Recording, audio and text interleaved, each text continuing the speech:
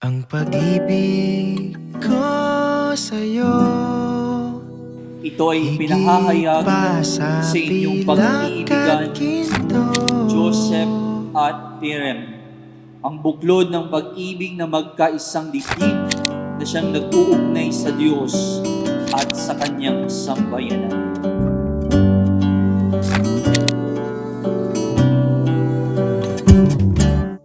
Di ko maipaliwanag. Nagkakilala kami dito lang sa paupahan nila. Naglalaro sa Bali, renter nila ako. Galakat So, ka ba? ano lang, yung isa naming hipag, siya yung nagpakilala sa future husband ko. Kakilala kami dyan sa paupahan lang. Tapos, nirereto siya sa akin ni Ate Lani. Minsan napunta talaga ako dyan sa inupahan ng kwarto niya para makapag-usap kami. Dumating na ang araw na aking matagal na ngang pinakahihintay. Sa dambana tayo maghawag kamay. Noong panahong yon, sinabi ni Jesus, sa pasimula pa ng likhain ng Diyos ang sanlibutan, nilalang niya silang lalaki at babae.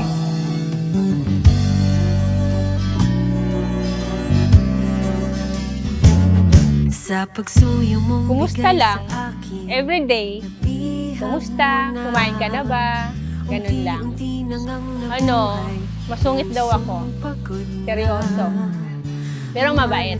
Nasa tahimik, walang pangamba sa bagong iyong Maganda naman siya eh.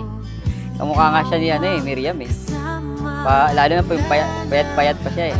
Hindi na rin ako nung paano eh. May 30 na rin ako nun eh. Kaya niligawan ko na talaga siya ng seryoso. Hindi naman nabigo eh. Sinagot niya agad ako. Wala pa atang mano niya.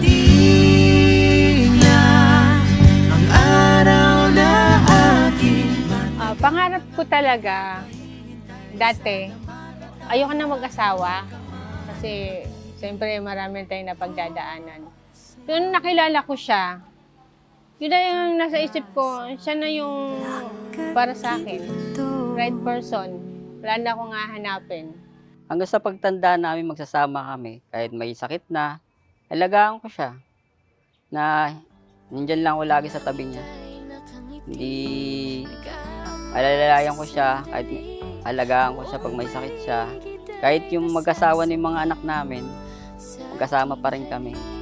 Sa hirap pa din ginawa talaga. Okay, sarap sa ilalim ng kalawakan kapag kapiling kang tumitig sa Masaya, halo-halo, emotional. Siyempre kasi pangarap namin, masaya. Emotional siguro kasi ito na yung isa sa makakamit namin pangarap talaga, bawat tao.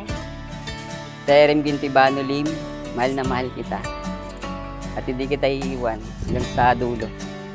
Joseph, mahal, magsasama tayo hanggang sa pagtanda natin. Kasama yung mga anak natin at saka magiging mga apo natin for the future. Lagi mong tatandaan hanggang sa pagtanda natin, hanggang sa mawala tayo, mahal na mahal kita. sarap sa ilalim ng kalawakan kapag kapiling kang tumitig sa kawalan. Saksi ang buwan at bituin sa pagmamahalan nating dalawa.